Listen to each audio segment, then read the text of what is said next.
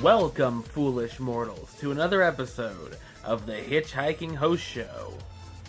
I am your host, your ghost host, Wes Truth, and I'm back this week with another episode where we're going to talk about all the news that went down in Disney parks around the world. It goes around the world, just la la la la la. It goes around the world, la la la la. Anyway, alright, so there's the preview opening of Shanghai Disneyland started this past week, and videos are popping up online on YouTube and other places. So I figured I would talk about one of them, one of the attractions that's going to be open when the park officially opens, and what I thought of it.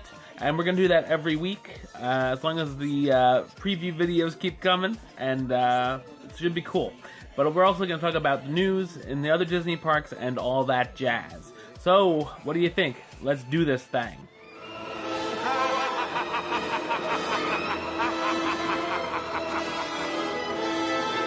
Okay, so, opening this past weekend was the Tron Lightcycle Power Run for a soft opening, for a preview, if you will. So the video has hit the web, and I got the chance to see it. Definitely look on YouTube, search under Tron Lightcycle Power Run or Tron Ride or whatever. Just check it out because it is really cool. It is in their Shanghai Tomorrowland. What it is, it's like you're seated on the cycles like a motorcycle or bike, which are connected with 7 rows of 2 cycles next to each other.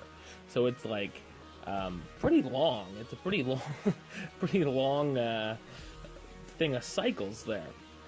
And then you go through the dark section, which is lit up with neon, blue neon, and the bikes are blue neon as well. As if you've ever seen the movie Tron Legacy, it's a lot. It looks a lot like that, which is really cool for a ride.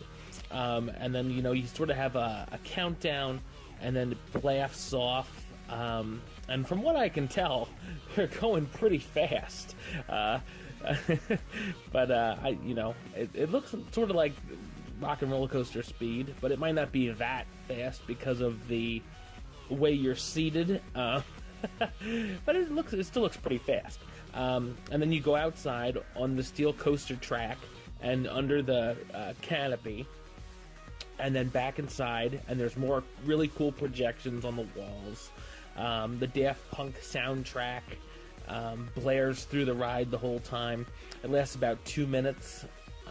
Yeah, I mean, this is a really cool looking ride. And while the coaster itself looks like one of the standard tracks to many recently opened coasters around the world, if you just look at like the track when it goes outside, it looks kind of like you'd see at Dory, Hershey Park, for my Pennsylvania people out there. Your normal theme parks. But the world, the theming and the indoor portion and the idea of these Tron cycles, it's incredible. It's a really great looking attraction, and I really hope this comes to the States in some capacity. I'm not saying I hope it takes out Space Mountain, but hopefully this would have been something really cool for Hollywood studios. But somewhere in either Disney World or Disneyland, I would love to see an incarnation of the Tron Lightcycle Power Run. And from what I've seen little snippets of the other, a couple other Shanghai attractions, and they look really, really cool. It's like, oh god, this version's gonna be so much better than what we have in the States. But so every chance I get, probably every week, I'm going to go over one of the rides and go over a little bit about it and what's cool about it and whatnot. If it looks like it's worth riding, this is definitely a ride I would want to go on. Now, hopping on the plane, At Disneyland, the Jungle Cruise is back from refurbishment with a soft opening. It was down to create a new boat docking system when you enter/exit the ride and to retouch the animatronics. Fans can now go and visit Trader Sam and Albert Falls once again. You know me, I love my Jungle Cruise, so it's great to see the Jungle Cruise back up and running at Disneyland. Now let's park hop again. We're going to take another flight. We're getting our reward card filled today. Our miles. At Epcot's Future World this week, new characters from the new Pixar film Finding Dory have hit the Turtle Talk with Crush attraction. These new additions include Dory, Destiny the Whale Shark, Bailey the Beluga Whale, we want some Bailey, and Hank the Septopus, as well as Squirt, Nemo, and Marlin. While the change has been made to promote Finding Dory, this addition is most likely going to be a permanent one. And I say the more the merrier. Change up the Turtle Talk with Crush attraction as much as you like, because, you know, it's fun. And it's fun to see new characters in there. And it gives it a fresh, you know, because if you go back and it's like, oh, it's Crush talking again to the kids. You know, it's a nice little new addition to the attraction. And over at Disney's Hollywood Studios, the park has opened a couple of additional character meet and greets this past week, including Olaf from Frozen, in case you don't have enough Frozen in your park. There's a little more for you, haters, at the new character spotlight, as well as the new Mickey and Minnie in Red Carpet Dreams character experience. So, yeah, that's cool. I mean, I got no problem with that. I mean, you know, Olaf should be somewhere. Anna and Elsa are everywhere, so why shouldn't he be somewhere? And Mickey and Minnie, you know, they gotta be in the park somewhere. So, all good. And to jump to this subject, the Bibbidi Bobbidi Boutique, locations at both the Magic Kingdom and Disney Springs, will see price increases this week, with the Castle package increasing from $195 to $199, so only $4 more. No bigs. If you're going to go all out with that, really, is $4 that much of a difference to say, I will not do it for the $4? I'm sure there'll be the keyboard warriors on Facebook that'll say, I'm not going to do it for $4 more. And the Courtyard package rising from $95 to $99, so another $44 price adjustment. The Crown and Night packages will remain the same price. So there you go. Also, with the price increases, it was announced that the photo prints will no longer be included in the Castle packages. Instead, guests will get a keepsake Disney princess necklace as a souvenir. Oh wow, could you spare us with anything else? Anyway, so they take away your pictures and give you a little dinky necklace. I know nothing about the Bibbidi Bobbidi Boutique, other than what I just told you. So, yeah, if you're interested in that, go check it out. Good for you. Unless I have a little girl one day, then, then maybe I'll know a little more about it. Well, who am I? Yeah, she'll be in there while I'm riding the rides. Who are we kidding? This past week, tickets went on sale for Disney's annual holiday celebrations. Speaking of prices rising, while Mickey's Not So Scary Halloween Party will essentially be the same as it was last year, Mickey's Very Merry Christmas Party will be getting a new show called Mickey's Most Merriest Celebration. The ticket prices have also gone up on a tier system as follows. So get your pens and pencils ready. September 2nd, this is for the Halloween party. September 2nd, 8th, 11th, 13th, 16th, 18th, 20th, 25. I could do like an auctioneer. 22, 8, 12, over here. All right. It will be $72 plus tax for ages 10 and up, and $67 plus tax for 3 to 9 in advance. On the same day, it would be $79 for ages 10 and up, and $74. So yeah, when I went, I think it was like 60. So yeah, they went up a little bit, more than the boutique. But listen to this: the closer you get to Halloween, the worse it gets, people. September 23rd, it will be $85 plus tax, or $80 for kids. September 29th and 30th, $79 plus tax, and $74 plus tax for kids.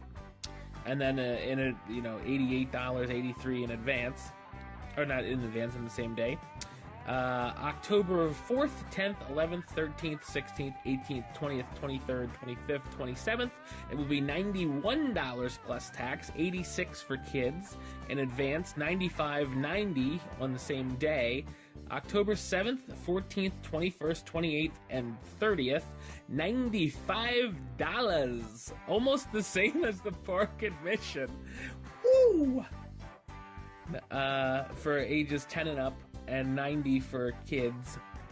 And October 31st, it will be $105 plus tax for ages 10 and up, and $100 plus tax for kids.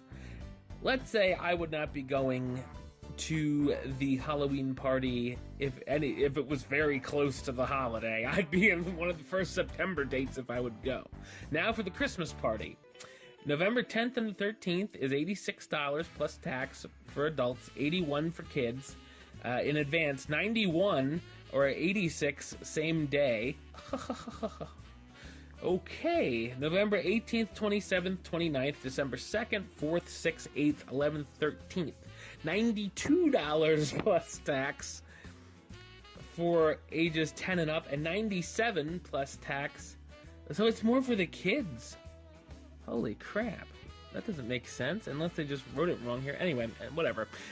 Before you decide if you're going or not, check out these prices on Disney's actual website. In advance, and $96 for adults, $91 same day. And that doesn't, it was probably $87. They probably made a misprint. I know it's my show, but I got this information from somewhere else. November 7th, 8th, 11th, and 15th. And December 1st, it will be $91 plus tax and $86 for kids. December 9th and 15th, $96 plus tax, $91 for kids. And December 16th, 18th, and 22nd, $99 plus tax, $94 for kids. That is a pretty drastic upcharge. That's like $30 more than I paid. So that's a little more to shell out than, that's not $4. I'll never go again. I really enjoy the Halloween party, and I really enjoy the Christmas party. So I probably would pay the extra. I would not. Don't think I'd pay the $105. Because that's a $45 add-on. But if I was going early enough, I'd go do it because I really enjoy it. But that is up to each and every person that goes. So there is that info that the prices have risen, and there you go. And finally, listen up, brides-to-be. For the first time ever, yeah, we know that joke. For the first time in forever, fans of Walt Disney World can have the wedding of their dreams inside the Magic Kingdom in front of Cinderella Castle. Now, if you thought $105 was a lot of money, listen to this. The park is now offering weddings in the East Plaza Garden, offering up to 100 guests a picture-perfect view of Cinderella Castle with a grand entrance down Main Street, USA for the bride aboard Cinderella's glass coach or horse-drawn carriage. The once-in-a-lifetime experience is gonna cost some coin, and packages with the Magic Kingdom option start at $75,000. Oh, that's pocket change. So yeah, that's out there for, maybe some of Donald Trump's grandchildren or something. So, enjoy if you can afford it. And if you can afford it, then, how about supporting the site and supporting my show a little bit, and send me some. All right, well, that's the episode. I'll be back with another Hitchhiking Host Show next week, as well as another Hitchhiking Host Show 101. And if you haven't seen it yet, check out my Hitchhiking Host Show 101, all about the Monsanto Hall of Chemistry. Until next time, don't forget to subscribe right here on YouTube, youtube.com/HitchHostShow. You can like the show on Facebook, facebook.com/HitchHostShow. Follow on the Twitter and the Instagram at HitchHostShow. And of course, if you want to listen to the show, or you are listening to the show, you can do so on Podbean. It's hitchhostshow.podbean.com. And of course, you can search on iTunes and Stitcher under West Troop or the Hitchhiking Host Show to download the show on there. Until next time, don't forget to Hurry back, hurry back. for the next episode. See ya.